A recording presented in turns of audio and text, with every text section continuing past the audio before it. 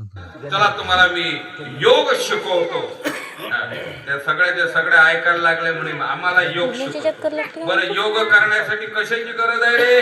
तर म्हणे मनाची गरज आहे. योग शिकण्यासाठी कशाची गरज आहे? मन पाहिजे ना. मग मन जर पाहिजे तर ते मन तर केव्हाच माहिती काय तो कार्टा घेऊन गेला.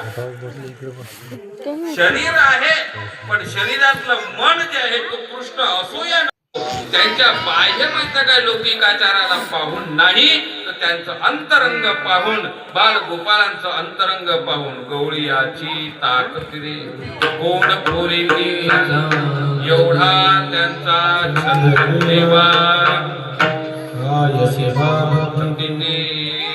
अशा प्रकारची त्या गोपबालकांनी कृष्णाला जी भक्ती त्याचं नाव आहे पूजा अर्चा अमक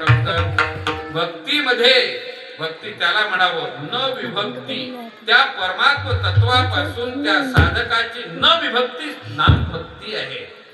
नाही तर मग काय सकाळचा संध्याकाळचा हरिपाठ त्याचं नाव भक्ती आहे. सातत्य ज्याला म्हणावं त्याला भक्ती म्हणावं. अशा प्रकारची भक्ती त्या गोप बालकांनी आणि गोपींनी केली होती म्हणून देवाला त्यांचा छंद होता.